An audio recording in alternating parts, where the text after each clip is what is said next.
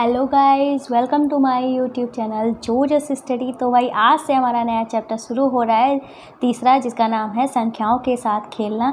तो एक्सरसाइज जो है वो है हमारी 3.1 और पहला क्वेश्चन जो है वो हमसे क्या कह रहा है, निम्नलिखित संख्याओं के सभी गुणनखंड लिखिए। अब एक हमारे पास टर्म आती है गुणनखंड। अब ये गुणनखंड वर्ड जो है वो होता क्या है, तो हम आपको समझा देते हैं।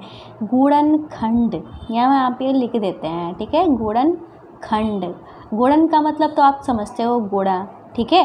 खंड मतलब कोई भी संख्या होती है उसके हम खंड खंड खंड कर देते हैं और उसके बीच में क्या लगा देते हैं, गुणा लगाते हैं। मतलब किसी चीज़ के खंड खंड करके उसके बीच में गुणा लगा देना ही गुणनखंड होता है, ठीक है। ये आपको समझ में आ गया होगा, इसके नाम से ही नज़र आता है गुणनखंड का मतलब क्या होता है। अब जो हम एक और बात आपको इम्पोर्टेंट बता देते हैं। अब ये जो गुणनखंड निकालते हैं, ठीक है, गुणनखंड हमारा जो होता है खुद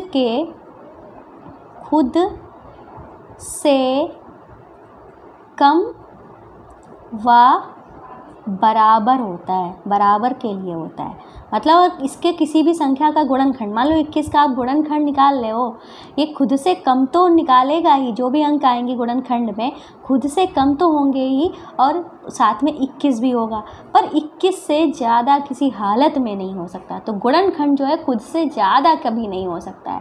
खुद से कम होगा, खुद के बराबर होगा, पर खुद से ज़्यादा कभी भी नहीं होगा। ये बात हमेशा याद रखना, क्योंकि बच्चे गुणनखंड और गुणज दोनों में कन्फ्यूजन हो जाता है। गुणज क्या होता है नेक्स्ट क्वेश्चन में बताएंगे। फिलहाल क्वेश्चन जो है हमारा कौन सा है, ये ए वाला, इसको सॉल्व करते हैं। जैसे कि हमारा यहाँ पे क्या लिखा हुआ है, 24 लिखा है और 24 के हमें क्या निकालने हैं, गुणनखंड निकालने हैं। तो भाई हम जानते हैं 24 के गुणनखंड जब हम निकालेंगे कैसे निकालेंगे। 24 जो है हम जानते हैं 24 जो है एक के पहाड़े में आता है, क्योंकि एक के पहाड़े में तो सारी संख्याएँ आती हैं, ठीक है। दो से अगर इसको भाग देंगे, 2 एक कम 2, 2 दूनी 4, 2 से भी कट जाएगा, ठीक है। तो 2 के पहाड़े में भी 24 आ सकता है। हालांकि 2 का पहाड़ा 20 तक ही होता है, पर अगर हम इसको आगे बढ़ाएंगे, या ऐसे समझ लो 2 से 24 को भाग करके देखो, 2 एक कम 2 कट गया और 2 दूनी 4, ठीक है। 4 भी पूरा पूरा कट गया, पूरा पूरा कटना चाहिए, तो हमारा मतलब 2 से भी चला जाएगा। 3 अट्ठे 24 होता है और 4 छंग 24 होता है, ठीक है। 4 लिखना चाहिए था हमको यहाँ पे, 4 छंग 24 होता है। 5 से तो जाएगा नहीं, तो 5 लिखा नहीं जाएगा। 6 चौक 24 होता है, ठीक है, और 6 चौक 24 हो गया, 7 से तो जाएगा नहीं। 8 चक्कू 32, 8 के पहाड़े में आएगा, 8 या 24, ठीक है। 8 के पहाड़े में भी आएगा ये, ठीक है, और 9 के पहाड़े में नहीं आएगा, 10 के पहाड़े में नहीं आएगा, 11 के पहाड़े में नहीं आएगा, 12 के पहाड़े में ये आ जाएगा। और 12 के बाद डायरेक्ट आप 24 लिख दो। 12 के बाद आपको चेक करने की ज़रूरत नहीं है। क्यों नहीं ज़रूरत है, ये आपको किसी ने भी ये बात नहीं बताई होगी। 12 के बाद क्यों नहीं चेक करेंगे, क्योंकि 24 का आधा क्या होता है, 12 होता है। अब 12 के बाद हम चेक नहीं करेंगे, ठीक है, ठीक है। तो 24 के बाद जो है हम चेक नहीं करेंगे, ठीक है। चेक नहीं करेंगे इसलिए, क्यों नहीं चेक करेंगे, क्योंकि 24 के बाद हमारा 13 आएगा। 13 का पहाड़ा अगर हम पढ़ते भी हैं तो वो दूनी बार में तो जाएगा नहीं, डायरेक्ट हमारा 24 एक कम ही है जाएगा, ठीक है। इसीलिए हम नहीं पढ़ते हैं, ठीक है। आपको ये समझ में आ गया। अब धीरे धीरे आपको समझ में भी आता रहेगा, कोई कन्फ्यूजन की यहाँ पे कोई बात नहीं है। अगला क्वेश्चन हम करते हैं, ठीक है। अगला जो हमारा क्वेश्चन है वो है हमारा कौन सा, बी वाला क्वेश्चन। तो बी वाला क्वेश्चन जो है वो है हमारा 15। अब 15 के गुणनखंड आप यहाँ पे चाहे तो एक लाइन लिख सकते हो, 24 के गुणनखंड, 15 के गुणनखंड मैंने नहीं लिखा है, पर अगर आप लिखना चाहो तो आप लिख सकते हो, ठीक है।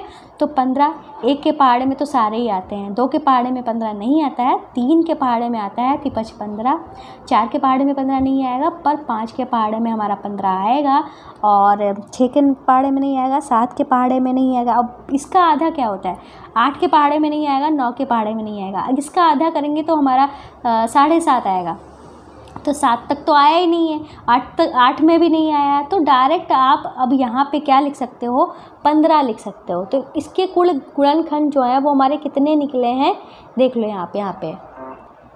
तो ये निकले हैं 1, 3, 5 और 15, इसके ये गुणनखंड निकले हैं, ठीक है। इसके गुणनखंड 1, 2, 3, 4, 6, 8, 12 और 24। आप यहाँ पे देखेंगे ये जो गुणनखंड निकले हैं 24 मतलब इसके बराबर है और इससे कम है, ऐसे ही सेम इसमें भी है, इसके बराबर तो है और पर इससे कम है, इससे ज़्यादा नहीं निकल सकते हैं, इससे ज़्यादा अंक जो है वो नहीं आ सकता है।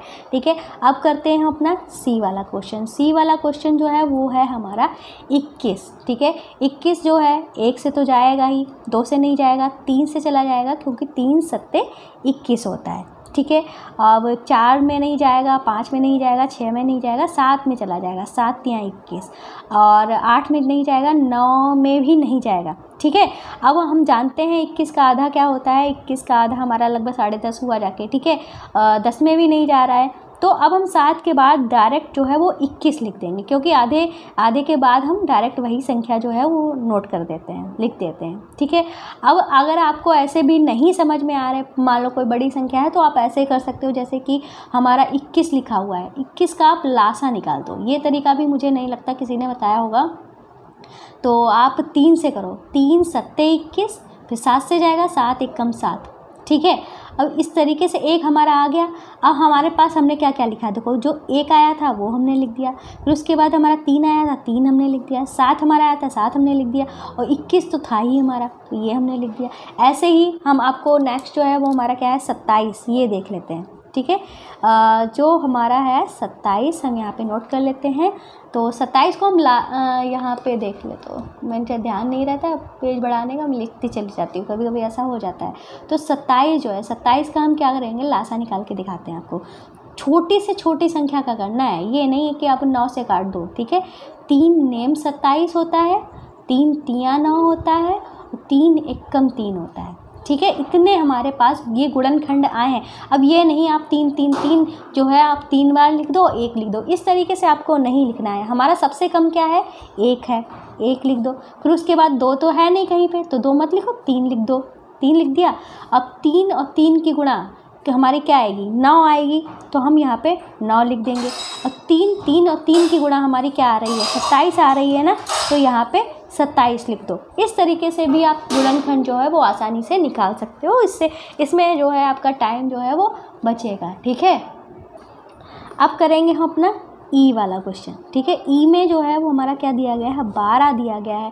तो 12 तो हम जानते ही हैं, चाहे तो ऐसे इसमें भी कर सकते हो। ठीक है, इसी तरीके से हम आपको समझा दे रहे हैं ताकि आपको 12 पहाड़ा जो है वो पढ़ना ना पड़े। ठीक है, सबसे कम हमें लेना है, 2 ले लेते हैं, 2 छंग 12, 2 तियाँ 6, 3 एकम 3। ठीक है, तो सबसे कम क्या है हमारे पास, 1 लिख दो, फिर उसके बाद हमारा 2 है, 2 लिख दो, 2 के बाद हमारा 3 आता है, 3 लिख दो, इसकी गुणा कर लो, 2 दूनी 4 भी हमारे पास आ गया, और 4 के बाद 5 तो आएगा नहीं, क्योंकि इनकी किसी की भी गुणा करने पे 5 नहीं आएगा, 1 और 5 के अलावा। ठीक है, अब 2 दूनी 4 हुआ।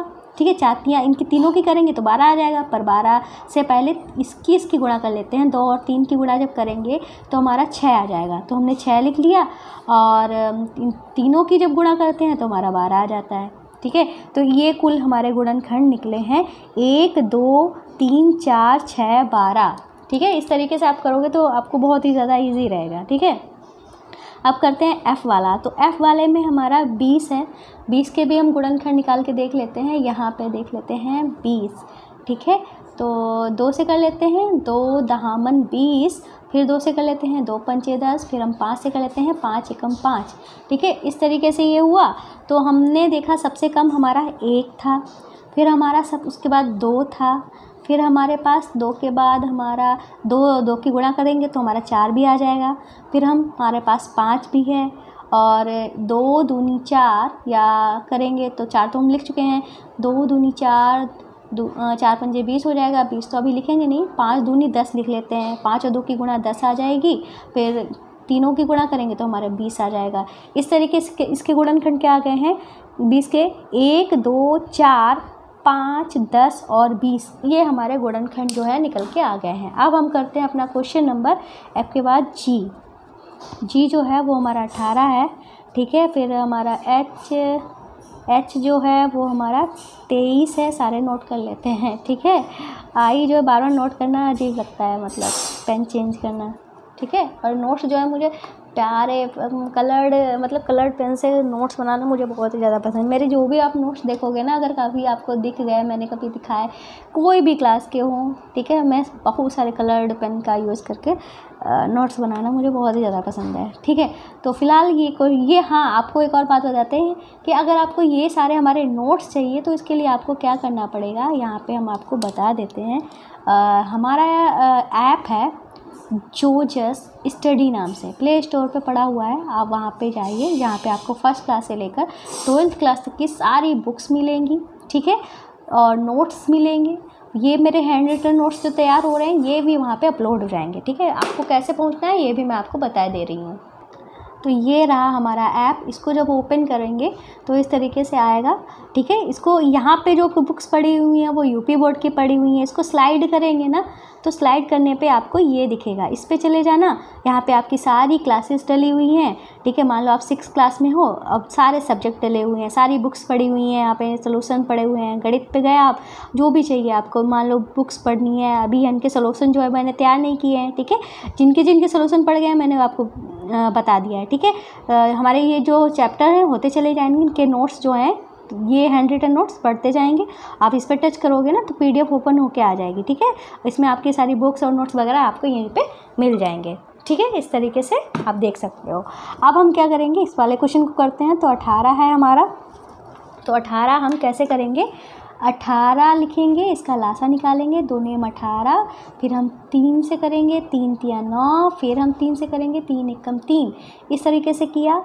तो हमारा सबसे कम 1 है, फिर हमारा 2 है, फिर हमारा 3 है, 3 और 2 की गुणा अगर करते हैं तो 3 दूनी 6 आ जाता है, और 3 और 3 की गुणा करते हैं हमारा 9 आ जाता है, और इन तीनों की अगर गुणा करते हैं 3 दूनी 6 हो गया, 3 2 की गुणा करेंगे तो 3 तिया 9 दूनी 18 आ गया। इस तरीके से हमारे क्या क्या गुणनखंड आ गए हैं 18 के, 1 2 3 6 9 18, ठीक है। इस तरीके से ये आ गए।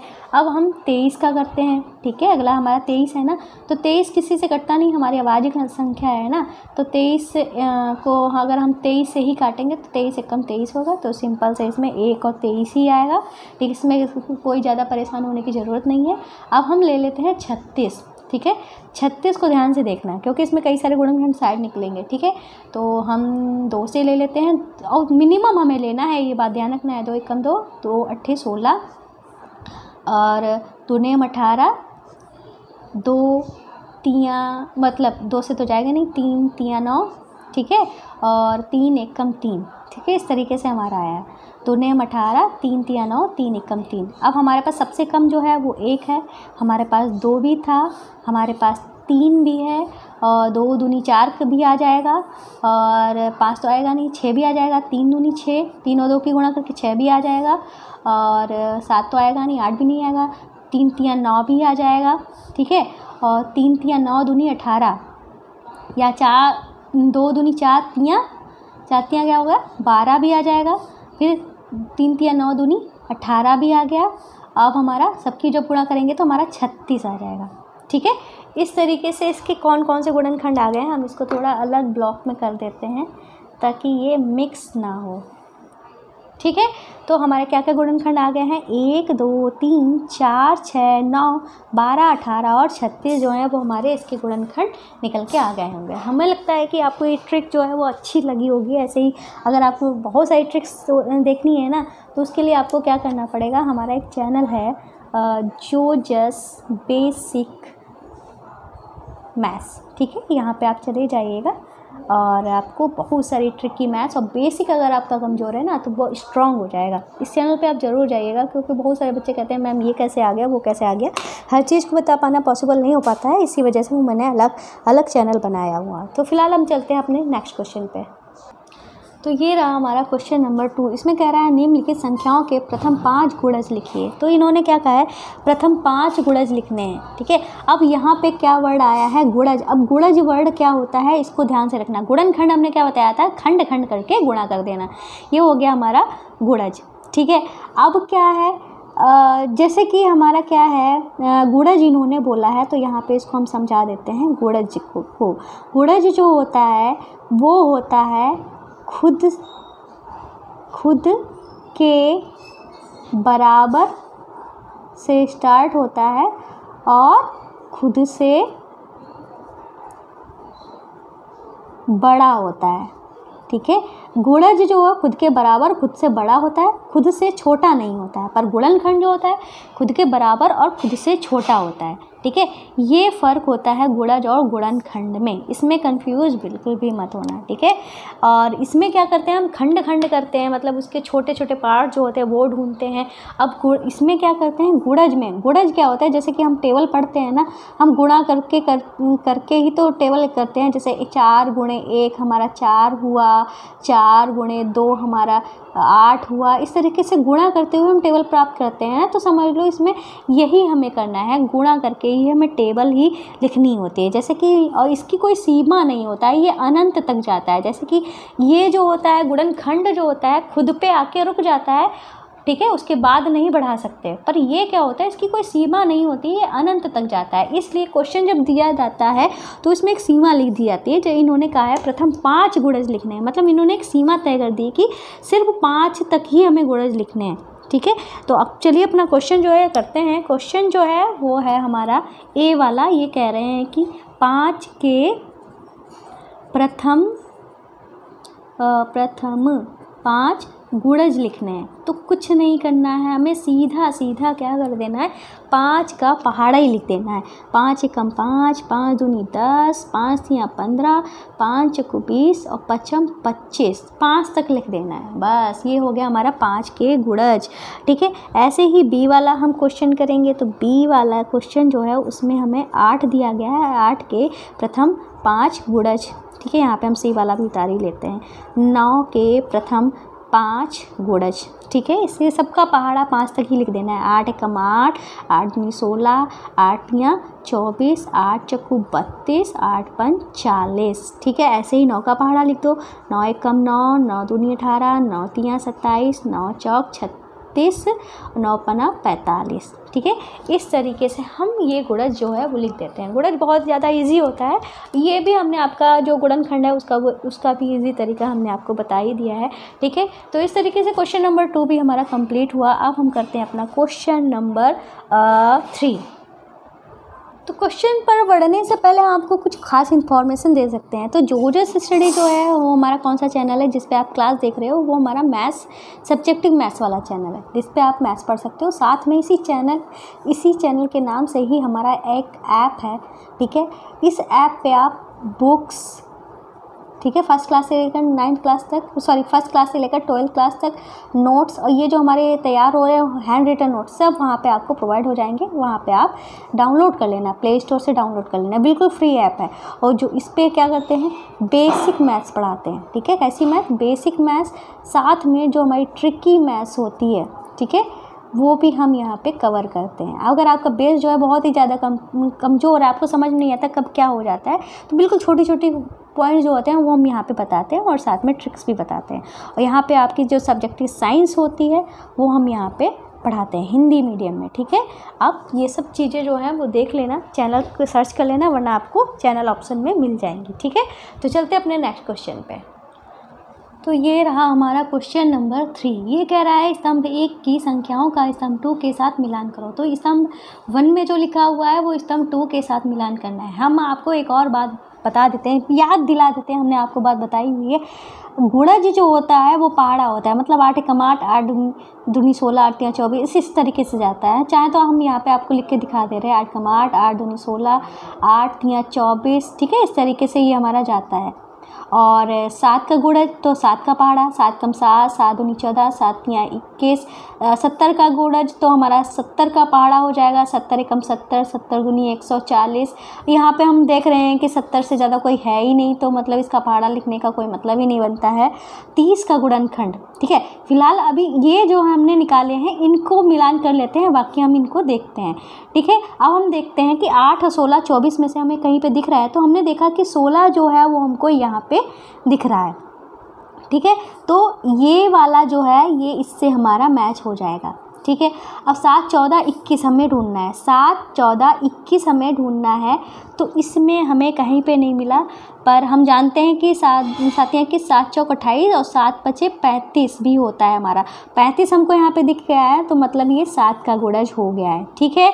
अब हम 70 वाला तो है ही नहीं, 70 वाला किसी से मैच ही नहीं होगा फिलहाल, ठीक है। अब हम 30 यहाँ पे हमारे पास ये छूटा हुआ है 15, गुणनखंड निकालना है। तो हम जानते हैं कि 30 के अगर गुणनखंड निकालते हैं तो हम 15 के पहाड़े में 30 तो आता ही है ना, तो हमारा ये वाला गुणनखंड जो है वो 30 के लिए हो जाएगा। अब हम 20 का गुणनखंड, 20 का, अब किसी चीज़ का गुणनखंड अगर हम निकालते हैं तो वो 20 से स्टार्ट होता है ना, मतलब 20 पे ख़त्म होता है, ठीक है। 20 पे ख़त्म होता है ना, लास्ट होता है ना, जो संख्या लिखी होती है वही लास्ट होता है। पर गुणज में क्या होता है, जो संख्या लिखी होती है वहीं से शुरुआत होती है।